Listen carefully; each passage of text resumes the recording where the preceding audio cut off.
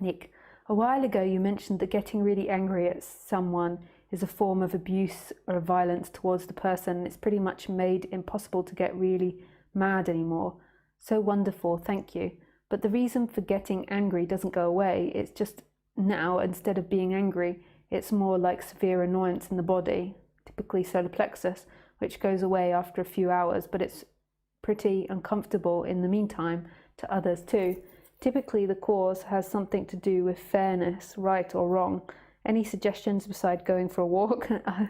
Asking who is annoyed helps, but physical sensations in the body doesn't disappear, just the feedback loop isn't there. Yeah, that's great. I mean, I didn't mean to shame anyone by saying that it's abuse or a form of violence, and you know, I don't mean to like point fingers, because I think a lot of people can get angry. I know I certainly can get angry and lose my temper, but understanding that it is a form of abuse, like shouting at people, and when you begin to do that, that you are turning into a form of abuse, even no matter how justified it is. Like when you lose that temper, you are doing that, and it's not the appropriate way to behave. And learning that is really helpful for the mind. But I'm not meaning to shame anyone there, because I think a lot of people lose their temper. It's not always easy being in personal relationships.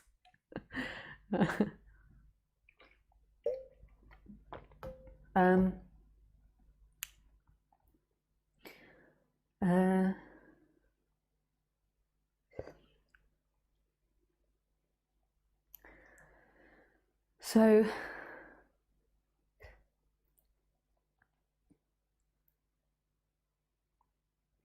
I think there's lots of things that need to happen in that situation. Is you need to understand why you're getting angry. So writing it down and engaging in your emotional arcs or your emotional movements. So why it is that you're getting angry with the other person, like what it is that they're doing that makes you angry, and maybe keeping a note of it, like really giving an investigation into this subject as to why anger is arising, and making a note of it, and writing down, you know, where you feel it in your body.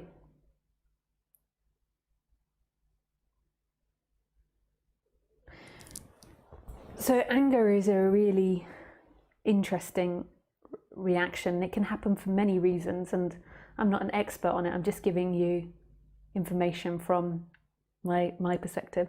So I've mostly told everybody this hundreds of times before, but I used to get angry and like scream and shout, and that was how I was brought up. That's what happened in my household very often, is there was lots of screaming and shouting. So when somebody got angry, like rather than talking about it or sulking, although there was sulking as well, you predominantly resolved it by screaming. So as soon as you've got to the screaming stage, your negotiation has completely broken down, and you feel that's the only way to resolve the situation is to scream. And that might be, or shout. You might not be a shouter, but to whatever it is. So I'm just talking in general. I don't know what it is that happens for you specifically. So say in those situations where I used to get angry, say with my dad, and start shouting at him, like my negotiations failed. And it's understanding what's happening in that circumstance, because it's not like,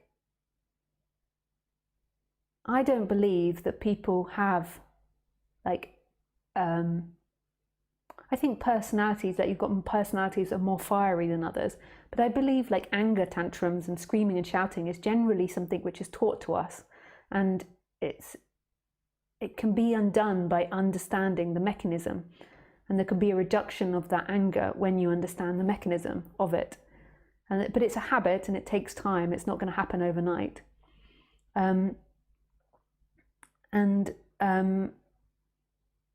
So say with my dad, I'm just thinking about when I was a child, like I used to get angry with him. Predominantly, I used to get angry with my dad, this is going very personal, because he would shout at me. So we would be doing an activity together, and then he would lose his temper with me and really like be very aggressive with me. And then this would like spark in me, and then I would scream back or something, or have a tantrum. I'm sure there was other reasons as well, you know, when I didn't get my way and everything, but that was the main reason. So what happened in that dynamic is that he initially crossed my boundary, you know, so he would want to work and do something together, and then he would shout at me, and then he would cross my boundary, and it would make me feel very vulnerable. So as soon as he did that and shouted at me, I feel vulnerable and afraid, and then what kicked in was anger to match that, like a shouting back to match that. And that was something I was taught. That's just one example.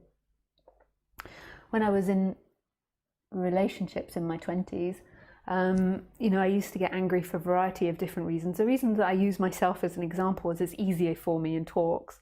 Like I could also use clients, but like that's what some people do, is they talk about people they've worked with in the past. And I could do that, but I always feel like I'm exposing people. I could change their name, but it's easier to talk about myself. So then if I think about like the 20s, and when I was in relationship, I think often what I would get angry about is like distrust and not feeling heard. So they would do an action, and it would spark fear in me, and I would not trust them. And then I would confront them about that, and I ask them about that, and they would deny it. And then as they kept denying it, and as the argument went on, I would get more and more angry, because I felt like they weren't listening, or I felt like they couldn't hear what I was saying, or I felt they were lying or being deceptive. And as I couldn't communicate that, it would get me more and more angry. And there's so many things in that I learned. Like, first of all, you don't have to have other people to understand your perspective. So in that situation, maybe that person was being inappropriate, but then I wanted validation for that person being inappropriate. So then I wanted them to say, oh yes, I was lying, or I was being dishonest, or there was something bad I was doing, but I didn't want to admit it or something. And that's what I was looking for, is that I was wanting them to say they had done something wrong, because I was experiencing distrust, and the distrust was uncomfortable. And then I wanted them to admit it to make me feel more secure. And then as they didn't, it made me feel more and more insecure, and it crossed my boundaries, and then anger would begin to come up towards them. That's just an example of something. So there can be so many different reasons. There could be, like, if I look at other people that I work with, there could be this sense of superiority. There could be this sense that the others violated you. There could be the sense that of shame coming up. So when somebody does something, you feel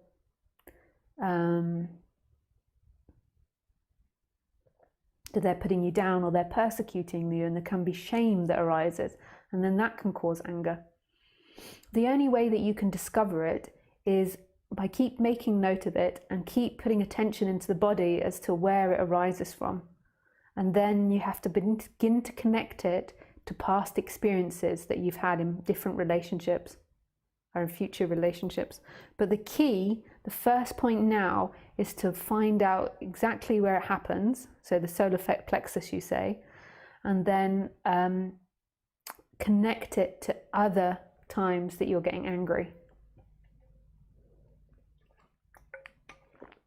in the past. So what is the theme to it? And when did that start? When did you first begin to feel that? And you need to identify what game the other person is playing, because just because you've been angry doesn't mean that the other person wasn't playing a particular game in there. This is why couples therapy is fantastic, because then you get really a chance for an outsider to observe the games. Like, what was the other person doing? Was the other person winding you up? Were they doing it intentionally? Like, were they gaslighting you? Were they being provocative? Were they lying? Were they being intimidating? Were they saying one thing and meaning another, passive aggressive? So it's also paying attention to that. And then, as I always come back to, and then when all of that's happening, so this investigation is going on, seeing at the same time that there is nobody that's doing that. There's nobody that's experiencing it. So that's happening, this investigation is happening in freedom.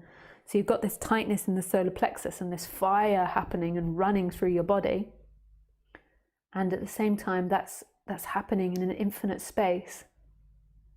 That's happening in something that's still and free and open and expanded. Like that's not you.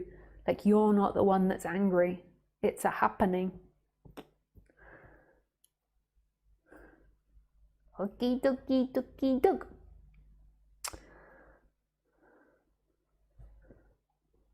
Thanks, Nick, for your question.